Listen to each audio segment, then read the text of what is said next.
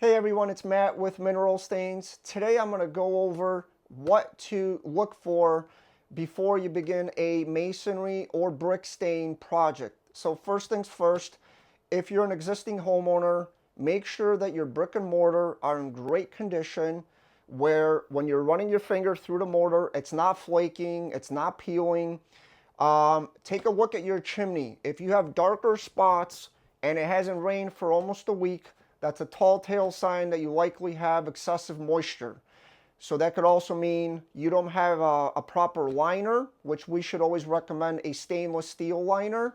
Or over the years, things could have happened where you just need to update that mortar and maybe cut out some brick. So if you see your chimney from afar and it's much darker than the wall and that's not dirt, it looks more like it's water, chances are it's going to hold excessive moisture.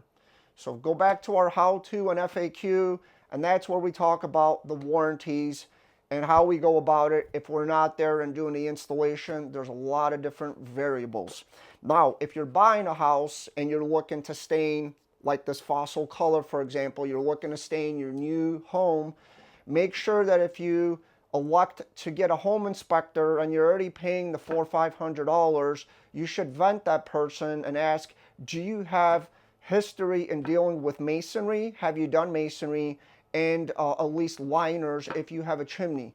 The reason is, if a home inspector is looking at appliances, windows, caulking, things like that, you need to also make sure that they have a thorough knowledge in masonry. If they miss anything, if there's been previous water or moisture damage, you could be looking at potential thousands of dollars a couple years later because the home inspector missed something. So in lieu, at times, if you have a good home inspector, but they're not a mason or they don't have that background, you may want to have somebody come out and be like, listen, what do you guys charge for a consultation fee to come out and look at the entire perimeter and give me a lifespan on that brick?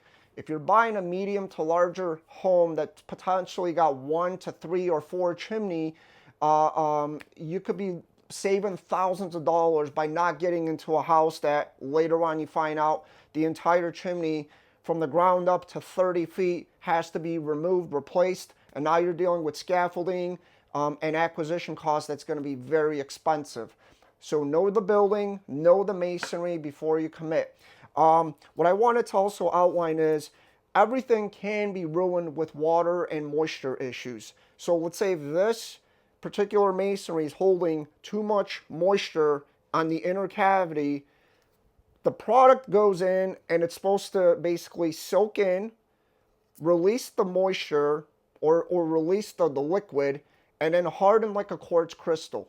If there's too much moisture holding on the inner part of the cavity, it will never have the ability to fully cure properly. And that's what it comes down to, is simple chemistry. You cannot defy the chemistry if your masonry is holding 10 or 15% moisture or higher in the inner cavity. And over time, that's also going to show where your mortar starts to flake, peel off. There's going to be popping. If it's up north, you have contraction, expansion. So again, know the building that you have or that you're getting into. Our masonry stain is able to withstand a lot of different punishment. You'll notice we torched the hardy board here and it held up with high temperature. So the product is going to hold up over time. It all comes down to what's on the inner side of the actual cavity, whether it's a stucco or brick. And if it's getting in from the inside, then what you can do is just preventative maintenance so moisture, water does not get in. If it's getting below the soil, there's really not a lot of things you could do. Minus the preventative maintenances at that point. So I hope that this video has been a little bit helpful, but when you jump into something, you just got to understand you're dealing with masonry, you're dealing with liquid.